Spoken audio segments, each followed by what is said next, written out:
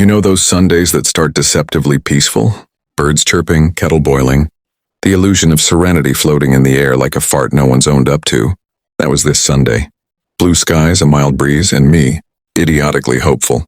Lugging my son, Jack, through the front door of my mom's semi like we were attending a wholesome family gathering. Not walking into an episode of Jeremy Kyle, The Lost Tapes. Now Jack, bless him, is 9.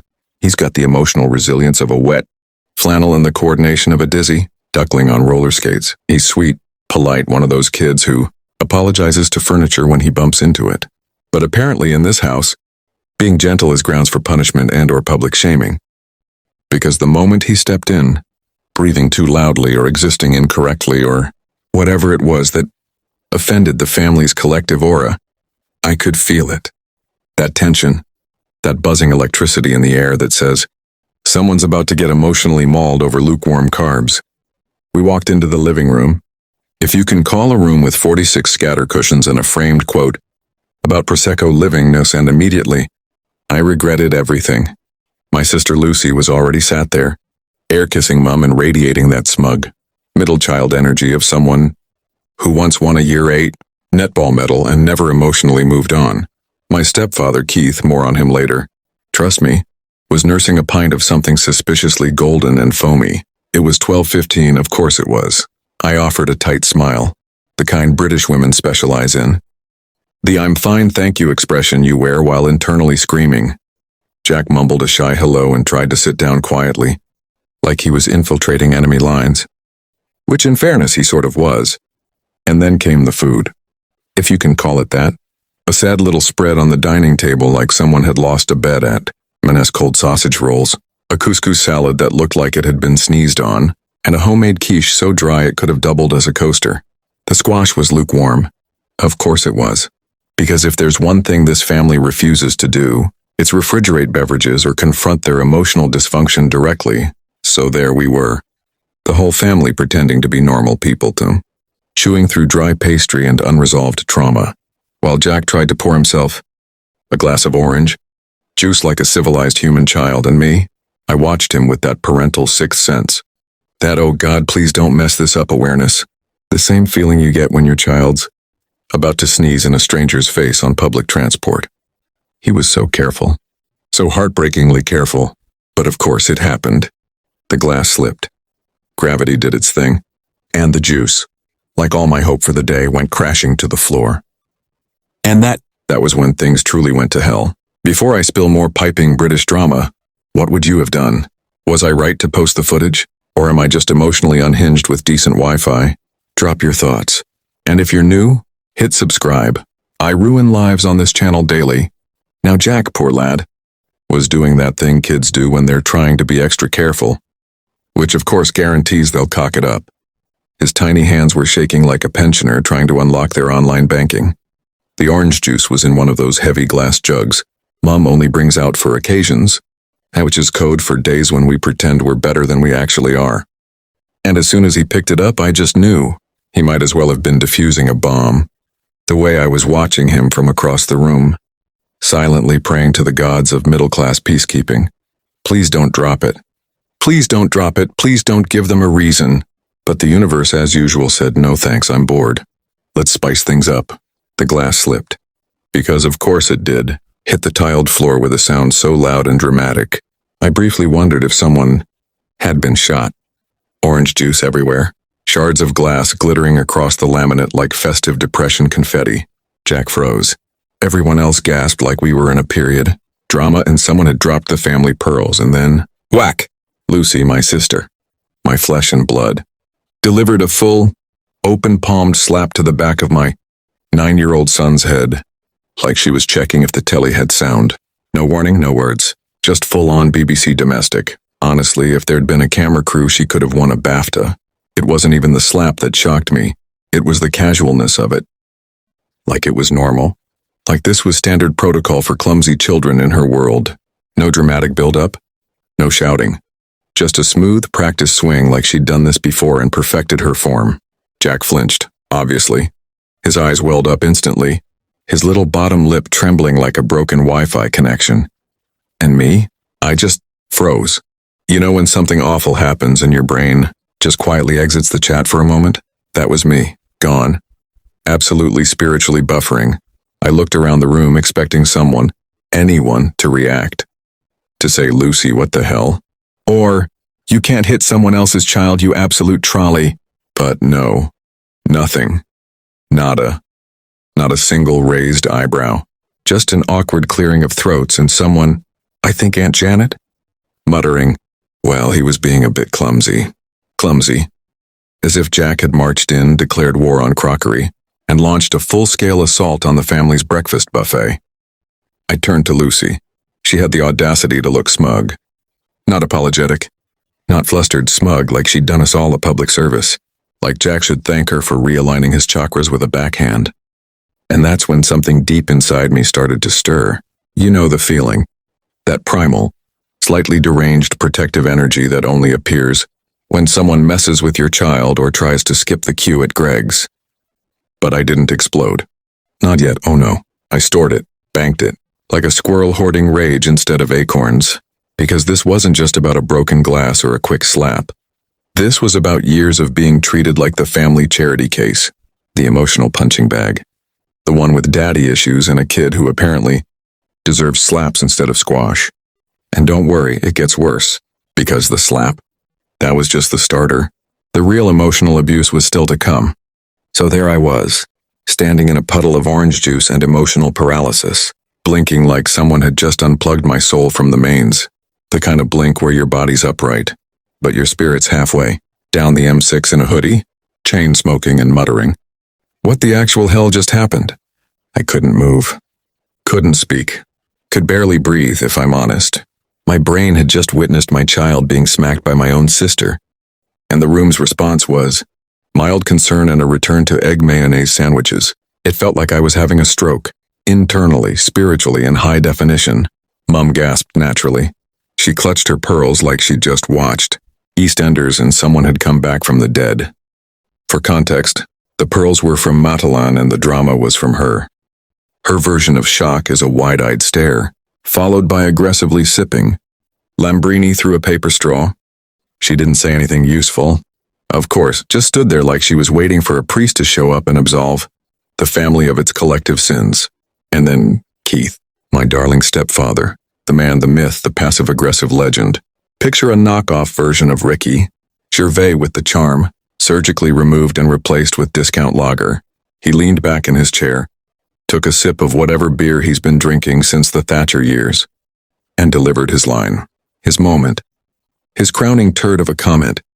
Don't worry, he's used to humiliation. Look who his father is. Silence, that sort of silence where even the clock seems too awkward to tick. And then they laughed.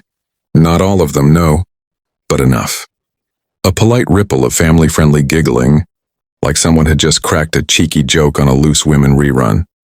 A few chuckles. Someone snorted.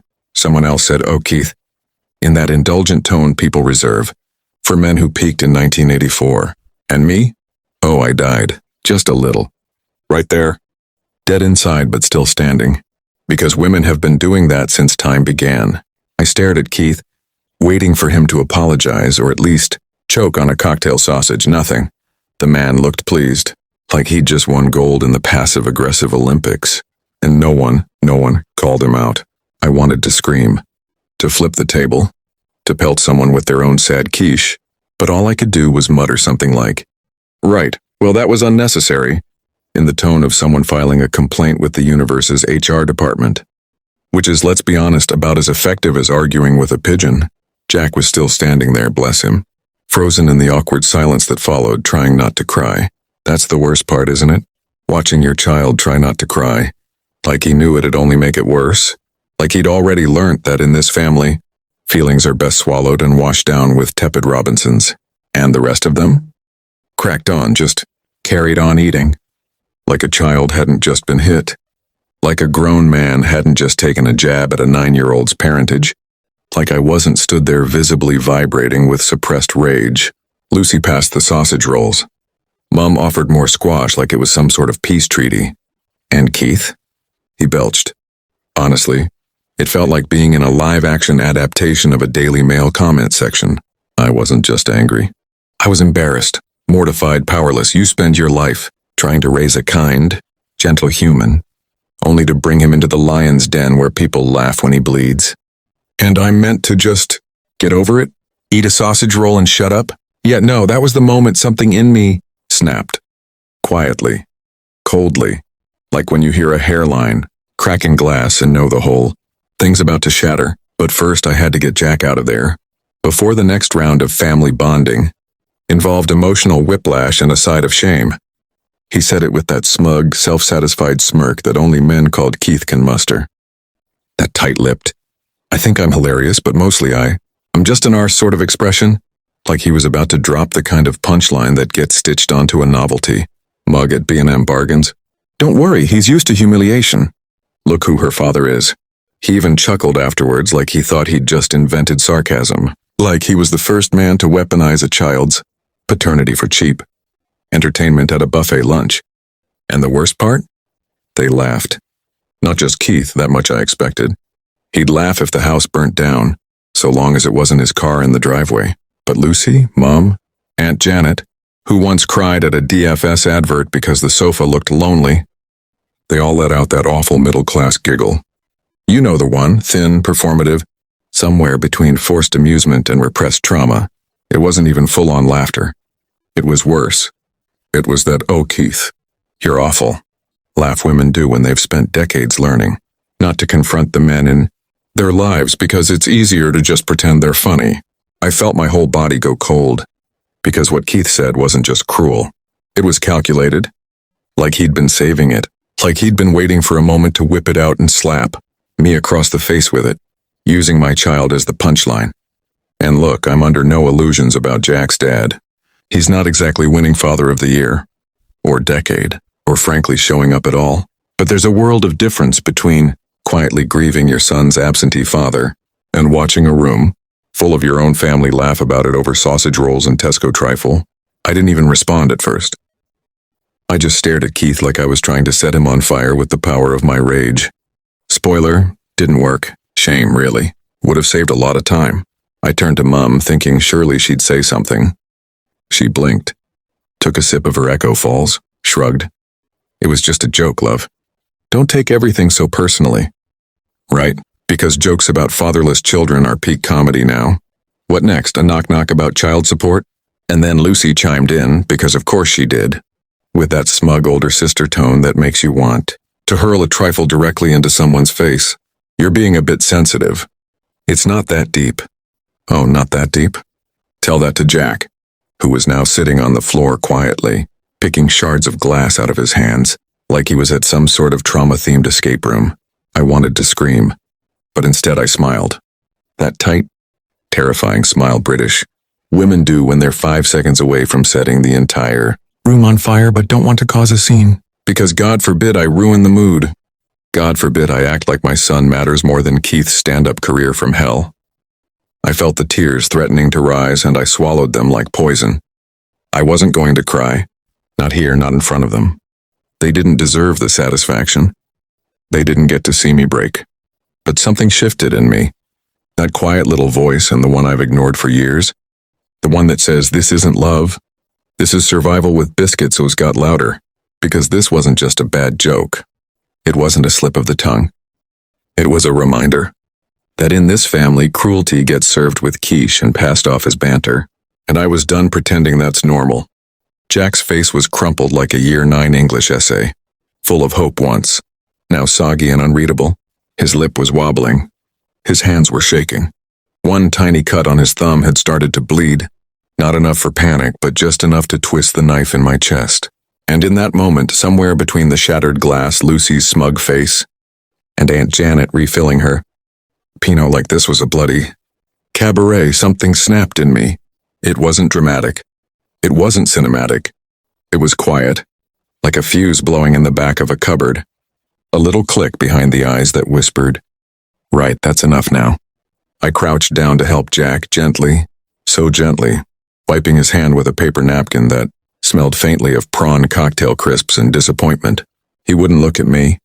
He just kept muttering, Sorry, I didn't mean to. Like the act of existing was some great inconvenience. he'd brought to the table without permission. And then, like a true villain in a low-budget soap opera, my stepfather leaned in. His breath stank of cheap wine gums and even cheaper opinions. He didn't even look at Jack, he looked at me and said, like he was handing me a sacred truth, he deserved it. No, no, no, no. He said it like it was fact. Like gravity. Like taxes. As if being a nervous, gentle 9-year-old boy with a mild tremor and a dodgy sense of balance was punishable. By assault in a suburban lounge in Croydon, he deserved it. That was the moment I realized this wasn't just a horrible day. This wasn't a bit of tension at a family do. This was the kind of generational rot that gets passed down, like bad wallpaper and unresolved trauma. And Keith, Dad 2.0, was the absolute poster child. The kind of man who thinks emotional intelligence is a conspiracy invented by snowflakes on Twitter. He's never loved a child, because he was never loved as one. And rather than, oh, I don't know, going to therapy or journaling or trying literally anything other than being a bitter little goblin, he chose to become a one-man emotional wrecking ball. And this time his target was my son, my sweet, anxious, big-hearted Jack who couldn't even break a glass without getting slapped and told he deserved it. Like this was some Dickensian orphanage run by people with Facebook conspiracy groups. I could feel my teeth clench. My jaw actually clicked like the rage had traveled all the way up and decided to dislocate me into action. And of course, no one else noticed. Lucy was laughing at something on her phone. Mum was halfway through an argument about whether Cousin Rachel's new fellow was a bit controlling or just really good at planning holidays. The house was on fire and they were roasting marshmallows. I looked at Jack, and then I looked at Keith, and I thought, right, if no one else is going to protect him, I bloody will. No more biting my tongue so hard I nearly choke on it. No more letting Jack think this is normal. Because if I didn't say something now, if I didn't do something, then one day, Jack's going to grow up thinking he deserved to be hurt. That love feels like shame. That silence is safety. And I'll be damned if I let that cycle repeat just because Keith fancies himself the king of casual cruelty and everyone else is too scared to challenge the crown. So I stood up, slowly, calmly, terrifyingly. Because if you want to rattle a dysfunctional British family, don't shout, just stop smiling. Now when people say, I didn't cause a scene, what they usually mean is, I didn't glass anyone. And sure, I didn't flip the buffet table or hurl a sausage roll at Lucy's head, even though both were firmly on the menu of temptation. But let's be clear, I caused something worse. I caused a sequel. Because there's nothing more horrifying to a deeply dysfunctional family than someone calmly refusing to play their part in the pantomime. I didn't scream, didn't burst into tears, didn't break down into a messy little heap, while Mum handed me a tissue and told me to stop being dramatic. Nope. I stood up. I picked up Jack, gently but firmly, like he was the last biscuit and I'd earned it. And I said loud enough for the entire room to hear but quiet enough to terrify them. Right, we're off. That was it, no speech, no dramatic flouncing, just calm, controlled chaos. And God, the silence. You'd think I'd declared myself a vegan at a steakhouse. You could hear the tension trying not to combust. Lucy blinked, confused, like I'd just switched languages mid-sentence. Mum gave me that classic, are you really doing this here face? Which she usually reserves for funerals and little cues. And Keith? Well, Keith snorted like I'd overreacted to a stubbed toe, because emotional abuse is only real when it's got a police report attached, apparently. Aunt Janet clutched her wine glass like it was a holy relic.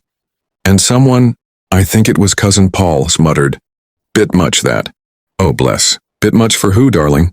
Jack buried his face in my neck. His breath shallow, sticky, like he was still trying to shrink himself into invisibility. He didn't speak. He didn't need to. Because the point wasn't the glass. It wasn't even the slap. It was everything that led up to that moment. The culture of suck it up and laugh along. The low-grade bullying dressed up as just a joke. The unspoken rule that if someone cries at a family do, it better be because they've had too much Prosecco, or not enough Pavlova. And I was done. Done pretending this was normal. Done handing out emotional hazard pay every time we visited. Done raising a child in a world that told him his worth could be smacked out of him if he dared to drop a glass. So I walked. And I didn't look back. Because if I had, even for a second, I might have faltered. Might have stayed. Might have let them convince me that I was making a fuss or ruining the vibe. And Christ, if the vibe is child gets hit and everyone giggles like it's loose women on crack, then yeah, maybe the vibe needs ruining. The door shut behind us with a little click, not dramatic, not slammed, just final. And in that moment I realized something very, very British. Sometimes the most powerful thing you can say is absolutely nothing. Just pick up your bag, your kid, your dignity, and go. They'll be talking about it for years. They'll say I overreacted. They'll say I ruined the afternoon. They'll say I was always a bit too sensitive. As if empathy's some sort of condition they can diagnose with a passive-aggressive Bakewell tart. But do you know what? Let them talk. Because from that day on they knew, if you come for my son, even with a smirk and a backhand, you won't get a fight. You'll get the sequel. And trust me, it's not one they'll enjoy. Somewhere between We're Off and me silently fantasizing about keying Keith's Vauxhall Zafira, I remembered something magical, something delicious, something divine. STEPFATHER. Not the dodgy council estate kind pointed at a broken swing set. No. This was Mum's new obsession, her pride and joy, her just-in-case project. Because apparently, nothing says welcome to my home quite like being watched from 3 different angles. While you butter a crumpet, kitchen, living room, hallway, full coverage, like a budget version of Big Brother, but with fewer attractive housemates and more casual emotional trauma.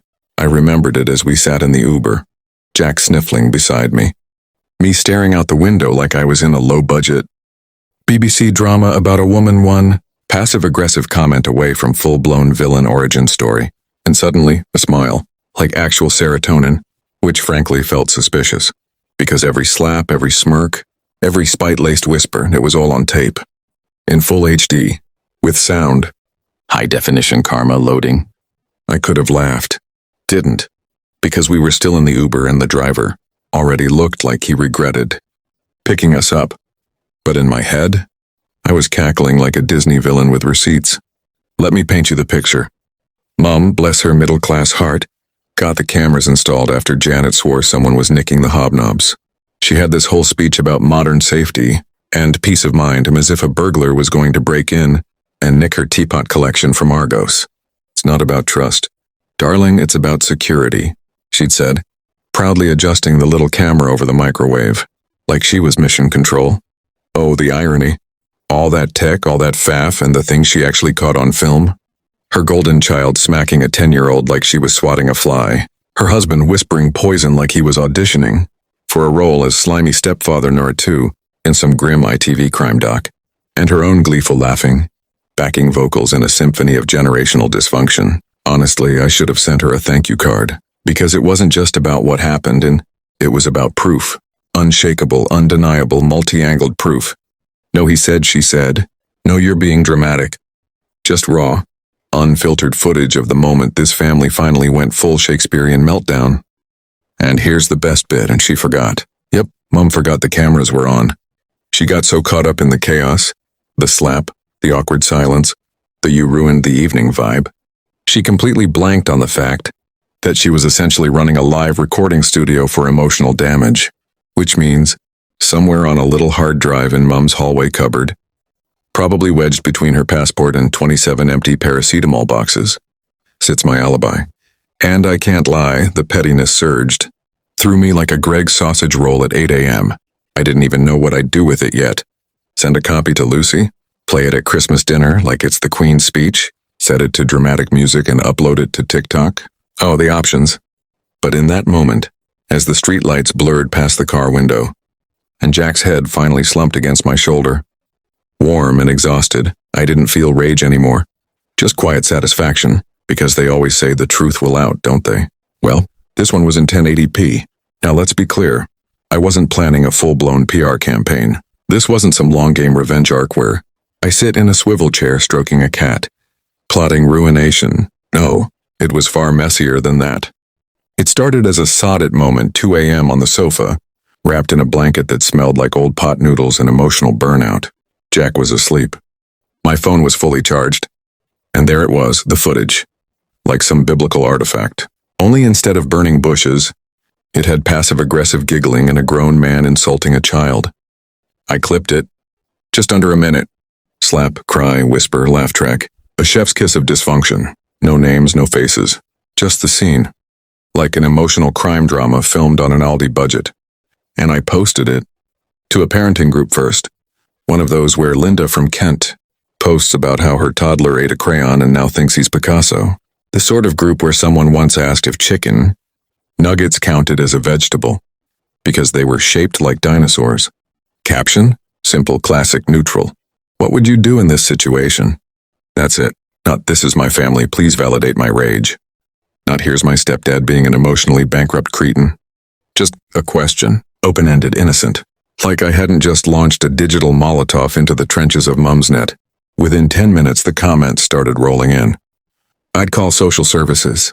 I'd have decked the stepdad. Is this EastEnders? That poor kid. Someone give him a biscuit and a hug. The woman filming sounds like the only sane person in the room. Where's this woman? I'll babysit for free. Slapping a child? In front of people? Who raised her? A reality TV producer. And honestly, I felt seen by strangers, by women named Trish with profile pictures of Labradors, by a bloke called Gavin who said he'd never comment on these things. But this made him proper fuming. So I thought, screw it. Next stop, Reddit. Because if you're going to expose your family's dysfunction, you might as well do it in a place where people debate whether pineapple belongs on pizza and the ethics of ghosting your nan.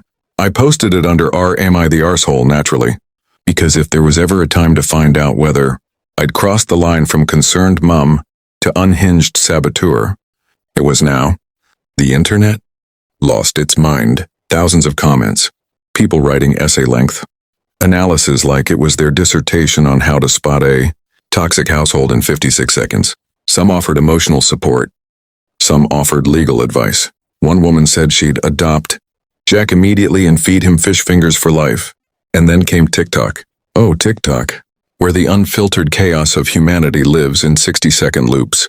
I uploaded the clip with a trendy audio and the caption, "When your kid gets slapped and the family laughs, what would you do?" Went to make tea, came back, 30K views. By bedtime, 500,000. By morning, people were DMing me saying, "I know this voice, I think it's my sister-in-law." And yet, the faces weren't visible. The audio was edited just enough. It could have been anyone's nightmare birthday party. Could have been your cousin, your neighbor, your ex. The anonymity was intact, mostly. But the message, loud and clear. People were furious. Furious in that deliciously righteous way the internet gets when it's not busy arguing about oat milk. And while I wasn't planning on becoming the poster mum for petty justice and parental rage, I was oddly fine with it. Because for once, the gaslight didn't work. The narrative didn't get rewritten. There was no "maybe you're overreacting," or "it's just family banter," or "you know how your stepdad is." There was just a silent slap, a crying child, a venomous whisper, a laugh, and then thousands of people saying that's not normal, and you were right to walk. Was it petty? God, yes. Would I do it again? In a heartbeat. But next time I'd add subtitles. It's funny, isn't it? You can spend years in a family group chat, sending birthday emojis no one reacts to, sharing school photos that get ignored, offering to bring trifle and getting told, "Don't worry, we've got shop bought." Radio silence. But go viral once and suddenly you're the BBC News at 10. First up, Lucy texted me like she was a woman with moral authority, and not the same person who once called my son sensitive because he cried when she accidentally broke his toy, and then intentionally blamed him for it. You humiliated us. Oh, the absolute audacity. I almost dropped my cuppa. Us? Sweetheart, you humiliated yourselves. I just made it widescreen. What is it with people who dish out trauma like Quality Street, then get offended when someone dares to unwrap it in public? Next up, stepfather. Called me, a full call. Voice and everything. First time he's phoned me in years. Didn't even call when Jack was in hospital with that chest infection. But now I'm ruining his reputation. Suddenly he's got time and signal. He said him, and I quote, "You're destroying the family's reputation." Right. What reputation? The one where we all pretend Sunday dinners don't end in passive-aggressive standoffs and someone crying into a Yorkshire pudding? The one where you, a grown man, slapped a 5-year-old and then muttered, "He deserved it," like a cartoon villain. With unresolved daddy issues? I told him, if the family's reputation is that fragile, Maybe don't hinge it on slapping children and calling it character building. Then I hung up. Politely. Because I'm not a monster. And then, brace yourself, my mom called. Now this woman has ignored every red flag like she's colorblind with a loyalty complex. She's excused his behavior for years. Said things like, he's just a bit firm, and that's how people used to parent back in the day. As if corporal punishment was a vintage trend and not just trauma in a trench coat. She begged me to take it down, said I'd torn the family apart. And I just said, Mom, I didn't slap anyone's kid. You lot did. The internet just watched. Silence. Proper silence.